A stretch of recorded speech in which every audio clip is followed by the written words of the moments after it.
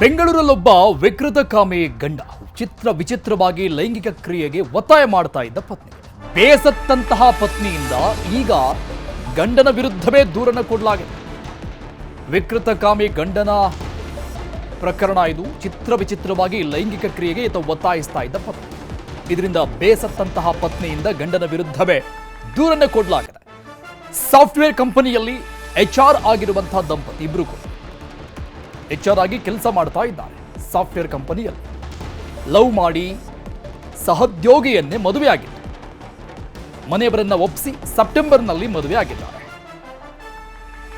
ಇತ್ತೀಚೆಗೆ ಗಂಡ ಮಂಜುನಾಥ್ ವಿಚಿತ್ರ ವರ್ತನೆ ತೋರ್ತಾ ಇದ್ದಾನೆ. ಮನೆಯಲ್ಲಿ ಫೋನ್ ನೋಡಿ ಲೈಂಗಿಕ ಕ್ರಿಯೆಗೆ ಒತ್ತಾಯ ಮಾಡ್ತಾನಂತೆ ಈತ.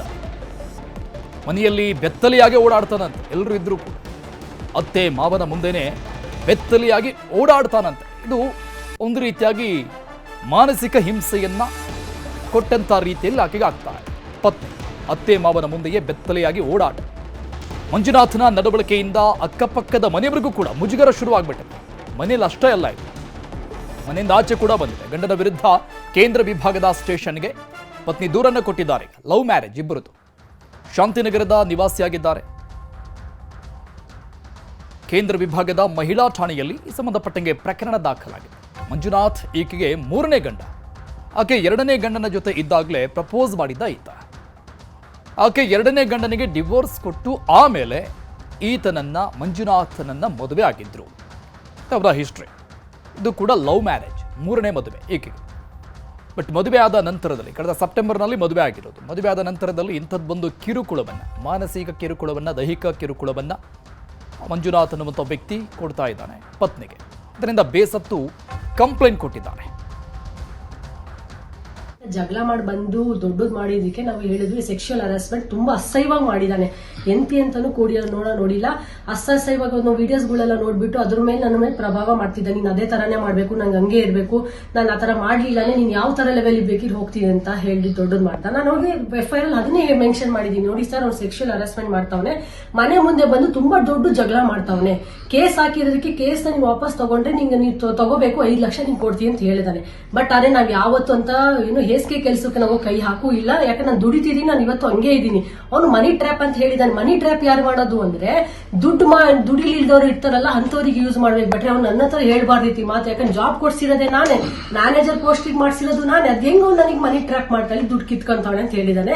ಇದನ್ನ ನಾನು ಇಲ್ಲಿ ಬಿಡಲ್ಲ ಸರ್, ನಾನು ಇದು ದೊಡ್ಡದು ಮಾಡೇ ಮಾಡ್ತೀನಿ. ಯಾಕೆ ಅಂತಂದ್ರೆ ಅವ್ನು ಹೇಸಿಗೆ ಕೆಲಸ ಮಾಡ್ಬಿಟ್ಟಿದೆ. ನನ್ನ ಫೋಟೋಸ್ಗಳೆಲ್ಲ ಅಪ್ಲೋಡ್ ಮಾಡಿ, ಅವ್ನ ಜೊತೆ ಇರೋ ಫೋಟೋಸ್ನು ಅಪ್ಲೋಡ್ ಮಾಡಿ ನಮ್ಮ ಅಪ್ಪ ಅಮ್ಮಂದೆಲ್ಲ ತೆಗೆದಿಲ್ಲ ಸರ್. ಅವನ 3 ತಿಂಗಳು ನಮ್ಮ ಮನೆಗೆ ಎಷ್ಟು ಚೆನ್ನಾಗಿ ನೋಡ್ಕೊಂಡಿದೀವಿ.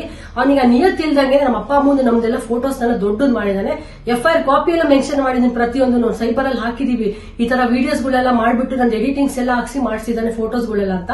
ನಾನು ನಿಜವಾಗ್ಲೂ ಹೇಳ್ತೀನಿ, ಬಿಡಲ್ಲ ಸರ್. ಯಾಕಂದ್ರೆ ಒಬ್ಬ ಗಂಡನಾಗಿ ನಾವು ಒಂದು ಹುಡುಗಿನ ಸೆಕ್ಷುವಲ್ ಹರಾಸ್ಮೆಂಟ್ ಮಾಡ್ತಾನೆ ಸ್ವಂತ ಎಂತಿನ ಅಂದ್ರೆ ಯಾರು ತಾನೇ ಇಷ್ಟಪಡ್ತಾರೆ ಸರ್? ಪೀರಿಯಡ್ಸ್ ಅಲ್ಲೂ ಮಲ್ಕೋಬೇಕು, ಅವನಿಗೆ ಸೆಕ್ಷುವಲ್ ಇದ್ ಮಾಡ್ಬೇಕು ಅಂತಾನೆ ಯಾರು ಲೈಕ್ ಮಾಡಲ್ಲ. ತಂದೆ ತಾಯಿನೂ ಲೈಕ್ ಮಾಡಲ್ಲ.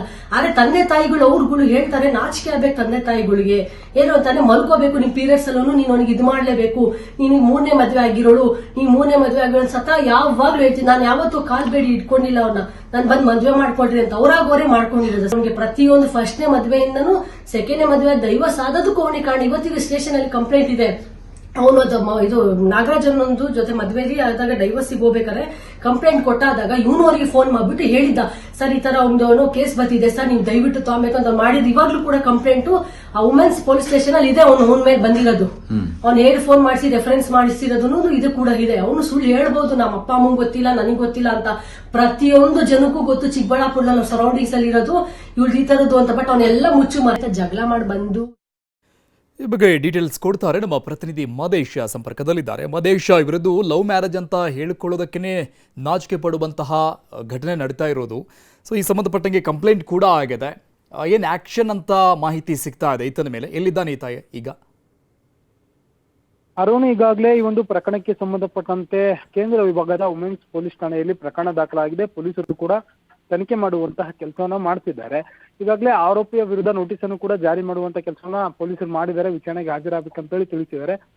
ಮತ್ತೊಂದ್ ಕಡೆ ವಕೀಲರ ಮೂಲಕ ಉತ್ತರ ಕೊಡ್ತೇನೆ ಅಂತೇಳಿ ಪೊಲೀಸರಿಗೂ ಕೂಡ ಆರೋಪಿತ ಮಾಹಿತಿಯನ್ನು ನೀಡಿದ್ದಾನೆ. ಅಂದ್ರೆ ಆಕೆಯನ್ನ ಮದುವೆ ಆಗೋದಕ್ಕೂ ಮುಂಚೆ ಆಕೆ ಬೇರೊಬ್ಬನ ಜೊತೆ ಸಂಸಾರ ಮಾಡ್ತಿದ್ರು ಕೂಡ ಅವರಿಬ್ಬರ ಮಧ್ಯೆ ದೂರ ಮಾಡಿ ಅವರಿಗೆ ಡಿವೋರ್ಸ್ ಕೊಡೋ ರೀತಿ ಮಾಡಿ ಇದ್ದಲ್ಲದೆ ಈತ ಮದುವೆ ಆದ್ಮೇಲೆ ಆಕೆನ ಈಗ ಈ ರೀತಿಯಾಗಿ ವರ್ತನೆ ಮಾಡ್ತಿದ್ದಾನೆ, ಕಾಟ ಕೊಡ್ತಿದ್ದಾನೆ, ಆಕೆಗೆ ಒತ್ತಾಯಪೂರ್ವಕವಾಗಿ ಬೇರೆ ಬೇರೆ ರೀತಿಯಲ್ಲಿ ಲೈಂಗಿಕ ಪ್ರಕ್ರಿಯೆಯಲ್ಲಿ ಭಾಗಿಯಾಗುವಂತೇಳಿ ಕಿರುಕುಳ ಕೊಡ್ತಿದ್ದಾನೆ. ಇದ್ರ ಜೊತೆಗೆ ಮನೆಯಲ್ಲಿ ಮತ್ತೆ ಮನೆಯ ಹೊರಗಡೆ ಬೆತ್ತಲೆಯಾಗಿ ಓಡಾಟ ಮಾಡಿ ಅಲ್ಲಿರುವಂತವ್ರಿಗೆ ಮುಜುಗರ ತರುವಂತದ್ದು ಕೆಲಸವನ್ನ ಮಾಡ್ತಿದ್ದಾನೆ. ಅಂದ್ರೆ ವಿಚಿತ್ರವಾಗಿ ಈ ರೀತಿಯಾಗಿ ಸೈಕೋ ರೀತಿ ವರ್ತನೆ ಮಾಡ್ತಿರೋದು ಆಕೆಗೆ ಅಂದ್ರೆ ಸಂತ್ರಸ್ತೆಗೆ ಸಾಕಷ್ಟು ಕಿರುಕುಳ ರೀತಿಯಲ್ಲಾಗಿ ಈಗ ಆಕೆ ಠಾಣೆ ಮೆಟ್ಟಿಲಿದ್ದಾಳೆ. ಸದ್ಯಕ್ಕೆ ಪ್ರಕರಣವನ್ನ ದಾಖಲಿಸಿಕೊಂಡು ಪೊಲೀಸರು ತನಿಖೆಯನ್ನ ಮಾಡ್ತಿದ್ದಾರೆ.